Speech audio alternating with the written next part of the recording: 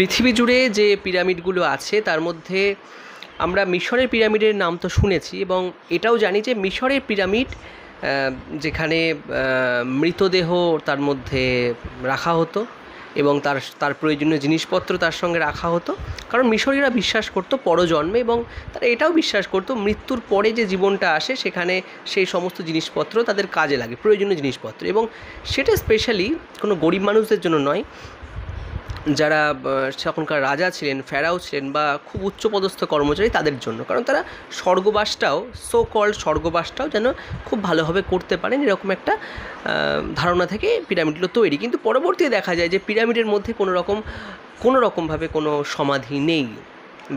Valley of কিংসে সমস্ত সমাধিগুলো রাখা আছে।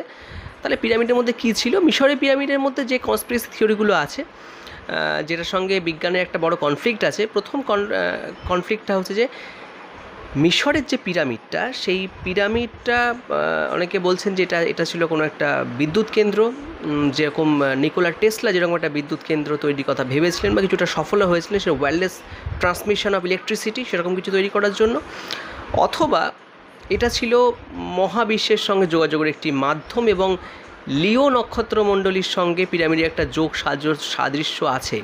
মনে করা হয় যে পূর্বপুরুষ আমাদের অনেক অনেক আগের মানুষ, হয়তো কোনো উন্নত সভ্যতা ছিল যেটা ইয়ঙ্গার ড্রায়াডসে অ্যারাউন্ড 12,000 বছর আগে একটা বিশাল মাপের প্রাকৃতিক বিপর্যয় বা বলা যায় যে উল্কাপিণ্ডর আঘাত বা বরফ গলে যাওয়ার ফলে জলস্তর বৃদ্ধি হয়েছিল এবং এই জলস্তর বৃদ্ধি হওয়ার জন্য সেই উন্নত সভ্যতাগুলো ধ্বংস হয়ে যায় এবং পুরো সভ্যতার যে ঘটনাগুলো সেটা রিস্টার্ট হয়, আবার প্রথম থেকে শুরু করা হয় এরকম মনে করা হয়। এবং তার সাপেক্ষে প্রচুর প্রমাণ আছে, আপনি এগুলো নিয়ে বিস্তারিত রিসার্চও করতে পারেন ইউটিউব থেকে বা গুগল থেকে।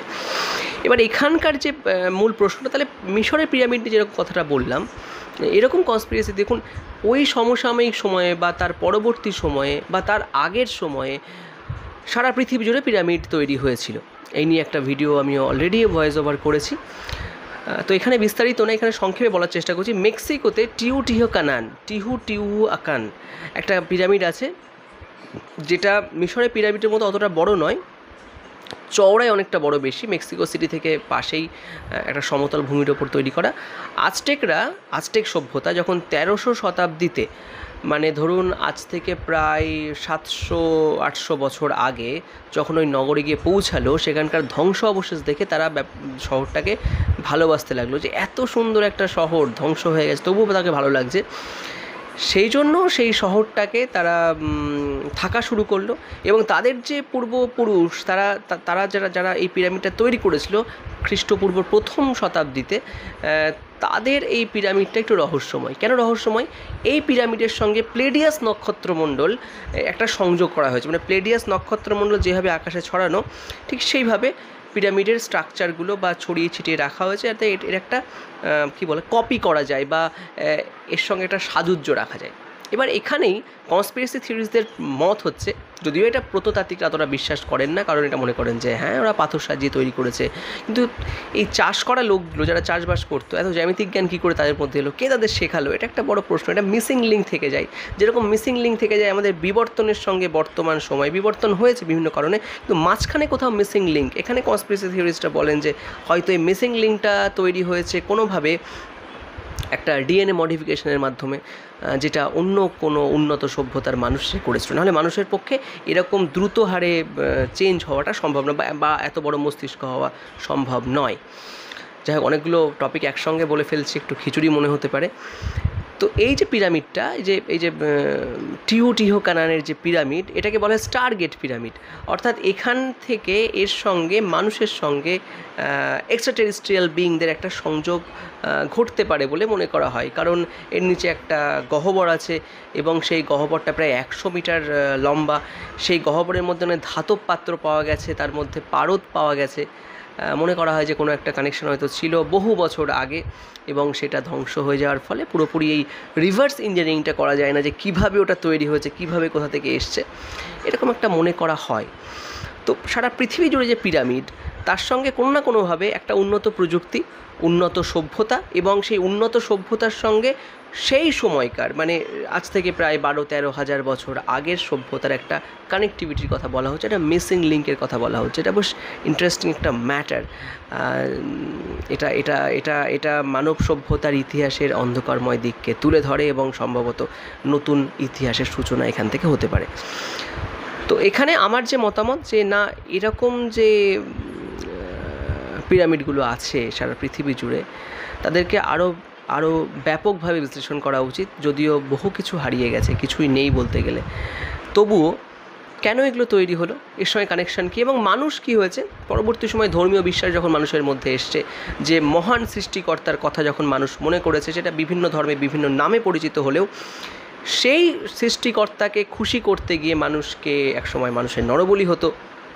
বর্তমান সময়েও দেখেছি আমরা তার ট্র্যাডিশন এখনও চালু আছে। বিভিন্ন ধর্মে পশু বলি দেওয়া হয়, বা পশু বলি থেকে একটু আপগ্রেড হয়ে গিয়ে একটু কমে এসে বিভিন্ন রকম অর্ঘ্য দেওয়া হয় দেবতাকে খুশি করার জন্য। আসলে এই দেবতা কারা? 1968 সালের বই the chariots of the gods, এই বইটাতে এরিক ভ্যান ডেনিকেন খুব ভালোভাবে এর বিশ্লেষণ করেছেন। আপনারা চাইলে এই বইটা কিনেও পড়তে পারেন বা এর বিশ্লেষণ শুনতে পারেন। যে কেউ হয়তো এসছিল এবং মেক্সিকোর যে পিরামিডের ওই গহ্বরের নিচে ছবিগুলো পাওয়া গেছে, ধাতব পাত্র পাওয়া গেছে, সেখানে হেলমেট পরা মানুষ পাওয়া গেছে মানে দেখতে, এবং এই হেলমেটযুক্ত মানুষ কিন্তু সারা পৃথিবী জুড়ে বিভিন্ন স্থাপত্যে নকশায় কিন্তু রয়েছে। তাহলে কেউ তো কিছু দেখেছিল, তার ফলে এটা ঘটেছে বা তারা দেখতে পেয়েছে। তো সম্পূর্ণ ঘটনাটা একটু আবছা করে রাখা, কারণ আসল ইতিহাসটা কিন্তু হয়তো অন্য কথা বলছে। আমরা যে সমস্ত আচার আচরণ করছি বা কিছু নকল করার চেষ্টা করছি, মনে করছি তারা ফিরে আসবে, আকাশের দিকেই আমরা মহান শক্তিমান ঈশ্বর বলুন বা কোনো শক্তিশালী শক্তি বলুন তার কথা ভাবছি, হয়তো এর সঙ্গে মানুষের বহু পূর্বযুগের একটা কানেকশান রয়ে গেছে। আর যেই কানেকশানের মূল জায়গাটা হচ্ছে এক্সট্রা টেরেস্ট্রিয়াল বিং বা এলিয়ান, যেটা সহজে মনে হয় আর কি। এবং এই ইউএফও বা ইউএপির ঘটনা, যে ফেনোমেননগুলো ঘটে চলেছে, তার কিন্তু প্রমাণ আমাদের সামনে এখন রয়েছে। যদি আমরা পৃথিবীটাকে একমাত্র থাকার জায়গা মনে করি, মানুষ এক হিসেবে চিন্তা করে পৃথিবীটা একটাই, তাহলে কিন্তু এই কানেকশানটা করতে পারবে। নইলে এই মানুষের মধ্যে ভেদাভেদ তৈরি করে বিভিন্ন রাষ্ট্রীয় ব্যবস্থা, রাজনীতি এবং ধর্ম যারা পরিচালক, ধর্ম ব্যবসায়ী এবং যুদ্ধ ব্যবসায়ীরা এইটাকে ব্যবহার করবে, এবং সাধারণ মানুষ, আমার আপনার মতো সাধারণ মানুষ বিক্ষিপ্ত থাকবে, ব্যস্ত থাকবে, এবং তার ফলাফল হিসাবে মানুষ কিন্তু গভীরভাবে চিন্তা করতে পারবে না। ইভেন এখনকার সময়ে যে টেকনোলজিগুলো আমাদের হাতে রয়েছে, যেরকম সোশ্যাল মিডিয়া, সেগুলোকে কাজে লাগিয়ে খুব ইজিলি, খুব সুচারুভাবে যে কোনো মানুষকে ম্যানিপুলেট করে দেওয়া যায়। ইটস ওস্ট দ্যান ড্রাগস, যে মানুষের মাথা কখন পরিবর্তিত হয়ে গেছে, কখন সে নিজেদের মধ্যে গণ্ডগোল করছে, যুদ্ধ ব্যবসা হচ্ছে, সেটা কিন্তু বুঝতে পারে না। তো হতে পারে এটা একটা গ্রেট ডিজাইনের একটা পার্ট, মানুষকে ম্যানিপুলেট করার একটা পার্ট, এবং এই সমস্ত মানুষকে ম্যানিপুলেট করছে কয়েকটা পরিবার। সেই পরিবারগুলো, কেউ বলছেন ইলুমিনাটি, দে আর কন্ট্রোলিং ফুল হিউম্যান বিংস। পুরোটাই কিন্তু একটা খেলার মতো চলছে, তাই না? যাই অনেকগুলো টপিক কভার করলাম, আমি জানি না এর কতটা আপনাদের আমি বোঝাতে পেরেছি। যাই হোক, মোদ্দা কথা যেটা, যে অজানাকে জানতে হবে, এবং তার জন্য জ্ঞানই একমাত্র আলো, আর সমস্ত কিছু অন্ধকার। এই অন্ধকার থেকে আলোয় নিয়ে আসতে পারে সঠিক জ্ঞান। তো অজানাকে এভাবেই জানতে থাকুন। নতুন পর্ব নিয়ে ফিরবো এরকম রোমহর্ষক, রোমাঞ্চকর এবং এন্টারটেইনিং ভিডিও নিয়ে, যেটা আমাদের চিন্তার স্রোতকে অন্য মাত্রায় প্রভাবিত করবে। ভালো থাকবেন, সাবধানে থাকবেন, আর নিজেকে মানুষ যদি আমরা ভাবতে পারি, তাহলে প্রত্যেক মানুষকে মানুষ মনে হবে, কাউকে অমানুষ মনে হবে না। অজানাকে জানতে থাকুন।